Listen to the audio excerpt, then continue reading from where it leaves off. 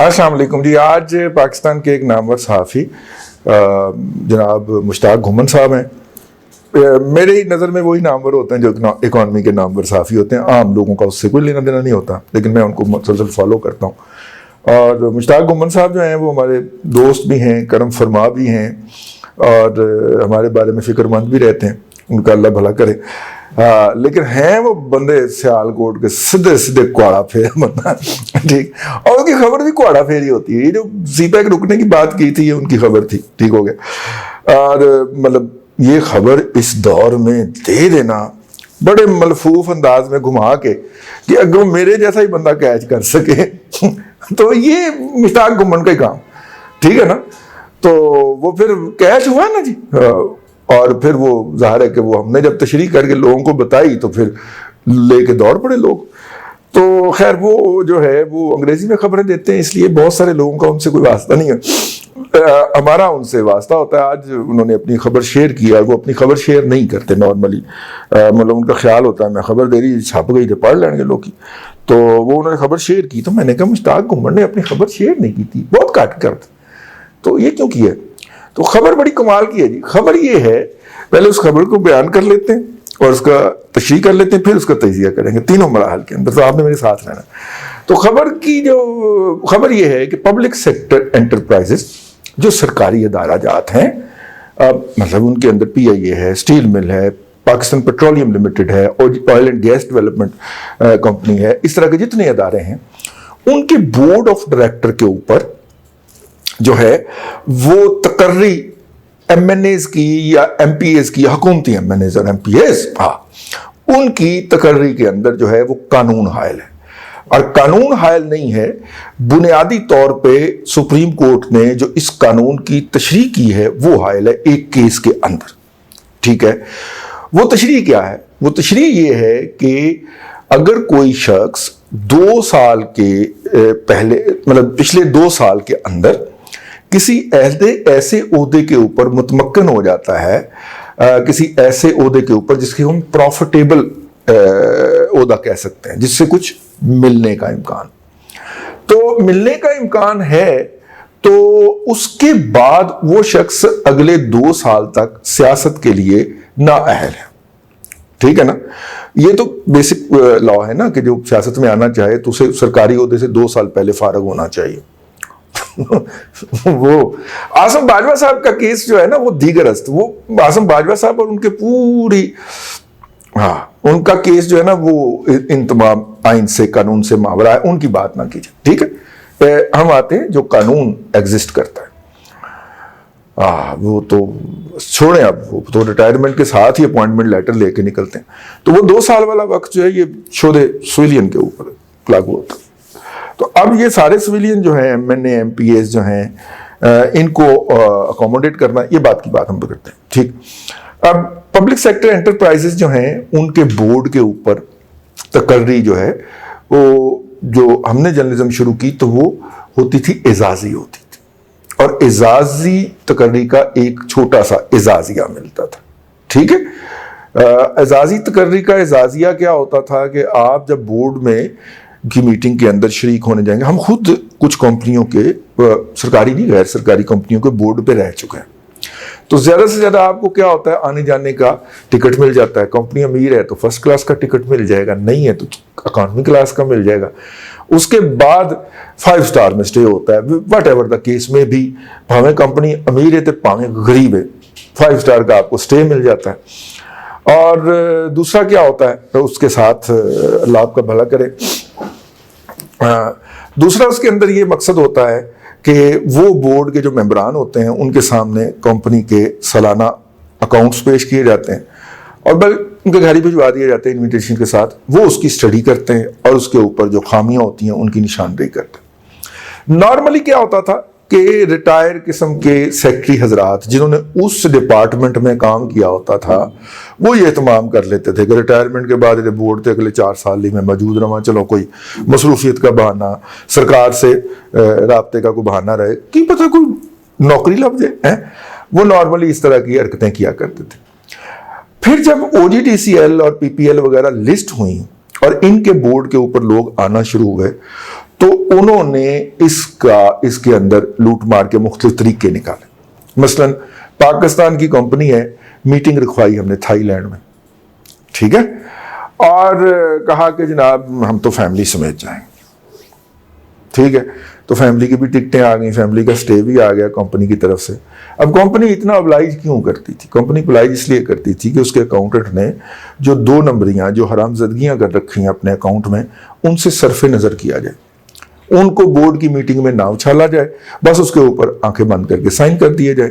تو آنکھیں بند کر کے سائن کرنے کی جو مختلف قیمتیں تھیں وہ مقرر ہوتی گئی, اور پھر یہ پہنچا, یہاں تک معاملہ پہنچا کہ جناب یہ ٹکٹ تو ملے گی ہی ملے گی, یہ سٹے تو ملے گا ہی ملے گا, یہ کھانا تو ملے گا ہی ملے گا, یہ تو کمپنی کی طرف سے ہوگا. یہ آپ کو اعزازیہ ہم دے رہے ہیں, کوئی 5 لاکھ سے کام شروع ہوا اور پھر وہ ملینز میں چلا گیا کہ بورڈ کی میٹنگ میں شریک ہونے کا آپ کو یہ افزانہ دیا جا رہا ہے. تو وہ پھر ہر گزرتے دن کے ساتھ وہ افزانہ بڑھتا جا رہا تھا. ٹھیک ہو گیا, تو پھر سپریم کورٹ کود پڑی اس میں, کیونکہ ریٹائرڈ ججز تو نہیں ہوتے بورڈ کے اوپر. اب شاید اہتمام ہو رہا ہے, تو وہ جناب انہوں نے کہا کہ لوٹ پائی ہوئی ہے تسی ہیں. بورڈ نے ایک 1 لائنر اپنے بیلنس شیٹ کے اندر شامل کر دینا کہ بورڈ میٹنگ کا خرچہ, اس کے آگے ایک بڑی ساری رقم لکھ دینی, پہنی تو شیئر ہولڈر نو ہے نا. تو لہذا پھر جناب ملائیشیا میں کوئی میٹنگ اس طرح کی بڑی کمپنی کی, سرکار پاکستانی سرکار کی کمپنی ہے, بورڈ کی میٹنگ ہوگی ملائیشیا کے اندر, بورڈ کی میٹنگ ہوگی تھائی لینڈ کے اندر. تھائی لینڈ کا نام آتے ہی آپ کے ذہن میں خبیث قسم کا خیال آ جاتا ہے, ٹھیک ہے, میرے بھی ذہن میں آیا اس لیے میں نے کہا. تو بورڈ کی میٹنگ ہوگی دبئی میں, دبئی سے نزدیک تو کوئی بورڈ کی میٹنگ ٹھہر ہی نہیں رہی تھی, ٹھیک ہے, کرونا سے پہلے نا تک. تو وہ جناب کو پوچھنے کا سوال ہی نہیں, یہ کرونا نے تو آ کے آن لائن کر کے سارا کام ہی آسان کر دی. تو وہ جو سپریم کورٹ کی الیبوریشن تھی, اب ظاہر ہے کہ وہ اتنا افزانہ ملنا ہے آپ کو, کروڑ روپے کا تھبنٹو آپ کی جیب میں ڈالا جانا ہے, اور فیملی سمیت جا کے آپ نے یاشی کر کے آنی ہے. چلو لاہور کراچی تک کا سفر ہی لا لو, اور لاہور سے اسلام آباد کا سفر ہی لگا لیں, تو کیا حرج ہے اگر ایک بورڈ کے اوپر اپنے لوگوں کو اکاموڈیٹ کیا جائے. اب اس کے اندر سپریم کورٹ کا یہ کھڑا فیصلہ. تو سپریم کورٹ کے اس فیصلے پہ نظر ثانی کے لیے حکومت نے فیصلہ کر لیا ہے کہ ہم سپریم کورٹ کو ایک ریفرنس بھیجیں گے کہ بھائی جان یہ آپ نے پابندی لگائی ہے, یہ پابندی ذرا ہٹائیے, اور ہم نے یہاں پہ یہ کہنا نہیں ہے یا نہ کہا گیا ہے اس کے اندر, لیکن ہم نے ذرا اپنے بندوں کو اکاموڈیٹ کر, ٹھیک ہو. اب وہ ریفرنس جو ہے وہ بھیجنے کی تیاری ہو چکی ہے, اور یہ خبر دی ہے ہمارے مشتاق گھمن صاحب نے. یہاں سے مشتاق گھمن صاحب تسی باہر چلو, تھوڑا کام ختم ہو گیا. اب ایسا حکومت نے کیوں کیا؟ حکومت نے اس لیے ایسا کیا ہے, یا حکومت اس لیے ایسا کرنا چاہ رہی ہے کہ جو پارٹی ہوتی ہے, پارٹی کے اندر لوگ ہوتے ہیں, لوگ الیکشن لڑتے ہیں, اور الیکشن لڑنے کے بعد جیت جاتے ہیں, اور جیت کے پھر وہ سپیریئر ہوتے ہیں کہ جناب ہم اپنے قائد کے ساتھ ہیں, اور قائد کے ساتھ ہیں تو قائد پھر کچھ لوگوں کو, پہلا جو اس کا گروپ ہوتا ہے اس کو منسٹر بناتا ہے, ٹھیک ہے, پھر اتحادیوں کو منسٹر بناتا ہے, پھر اس کے بعد دوسرا گروپ جو ہوتا ہے نا اسے خصوصی کوئی اسسٹنٹ بنا دیا, کوئی کچھ کر دیا, کوئی ترجمان مقرر کر دیا, گڈی شڈی مل جاتی ہے, دفتر سے دفتر جاتا ہے, ٹھیک ہے. باقی تسی آپ پہ اللہ تعالیٰ نے تو 2 ہاتھ دیتے ہوئے کماؤ نا جی, اپنے, تو وہ پھر اس کے اندر مصروف ہو جاتے ہیں. لیکن اس گورنمنٹ کے ساتھ کہتے ہیں, اور پھر ایک تیسرا ٹیئر آ جاتا ہے جس کو یہ لوگ سارے جا کے اکاموڈیٹ کرتے ہیں. یہ میرا پرسنل اسپیشل اسسٹنٹ, منسٹر صاحب ہی کسی کو, یہ میرا ترجمان ہے, وہ منسٹری کا ترجمان لایا ہوں, مطلب وہ ایک تو ترجمان ہوتا ہے نا گریڈ 18ویں کا یا 16ویں کا یا 17ویں کا, یہ جناب ایسے ہی بس اس لیے کہ ذرا لات اندر رہے, ٹھیک ہے. پارٹیاں شارٹیاں بھی تو گھیرنیاں ہوتی ہیں نا منسٹر نے, اس کے لیے.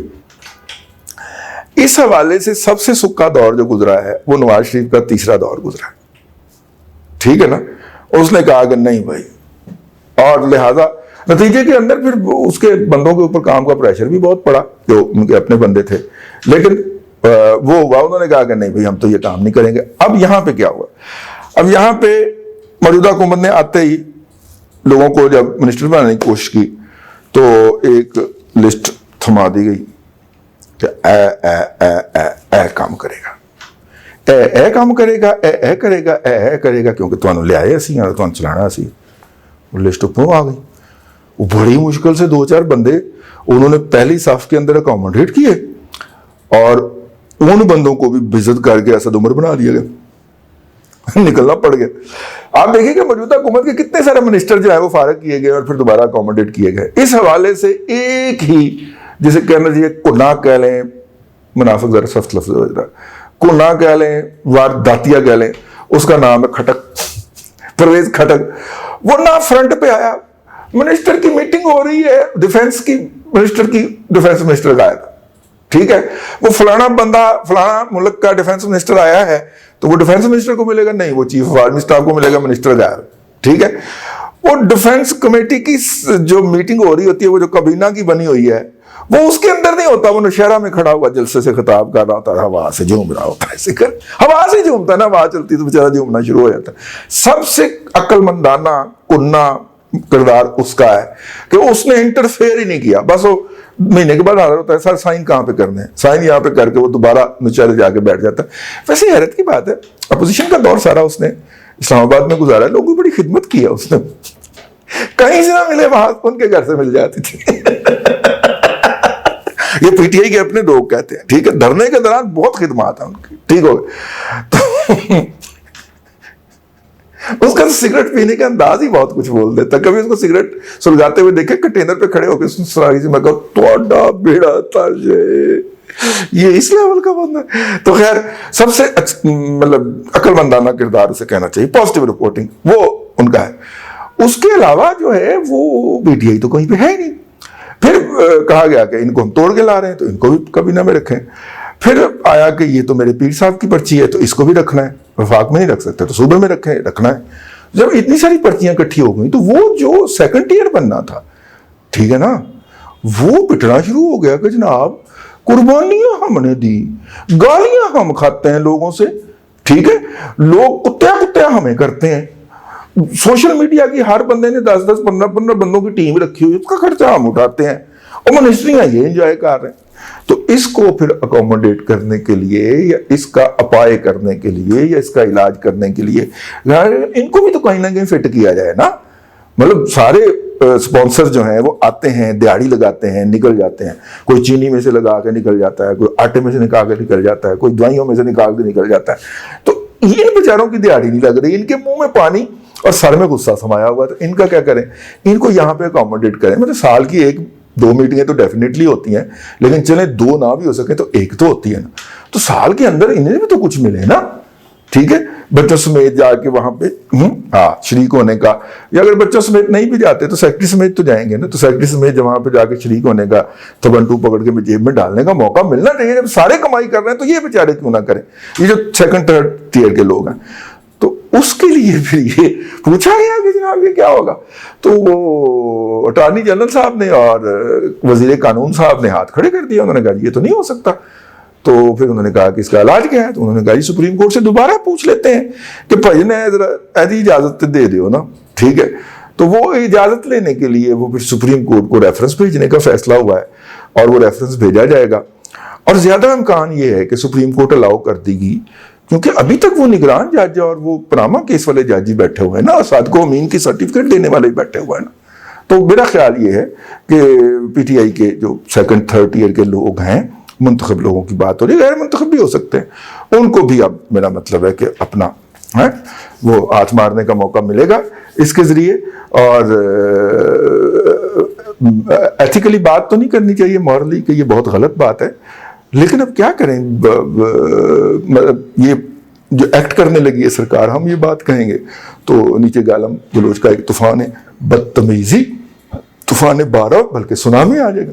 तो लिहाजा थोड़े को बहुत समझे, खत को तार समझे, ठीक है। तो वो दिल बड़ा करें वो पीटीआई के जो 2nd टियर जो महरूम रह गए हैं ना वजारतों से, मुशावरतों से या तर्जमानियों से, उनके लिए देखें खान किसी का एहसान रखता नहीं है, उनको अकोमोडेट करने के लिए ये काम हो रहा है जी। तो देन वेट एंड एंजॉय।